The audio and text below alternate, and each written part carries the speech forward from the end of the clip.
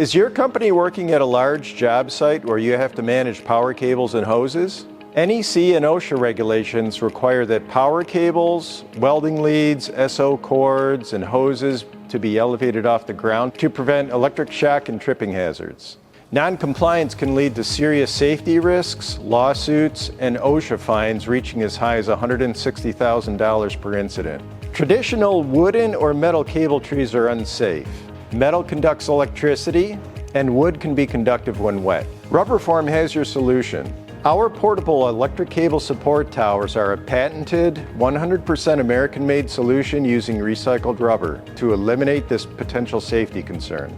They are easy to deploy, durable both indoors and outdoors in extreme weather, and they can last for decades and be reused at multiple job sites. Our cable support towers are offered in two types: our standard cable tower with a 75-pound base and our heavy-duty model with a 150-pound base.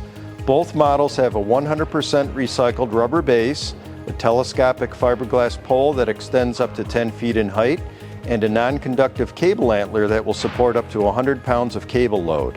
If your application calls for loading the tower close to its maximum capacity, and you also have to extend the pole to its maximum height, the heavy-duty cable tower might be best on your job site.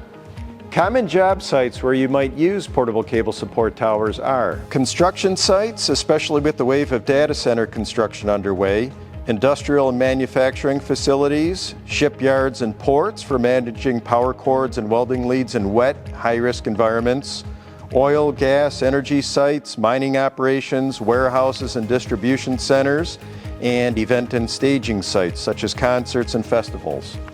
In short, if a site has temporary electrical cords or hoses and has people walking nearby, RubberForm's portable cable support towers are a practical solution to keep everybody safe.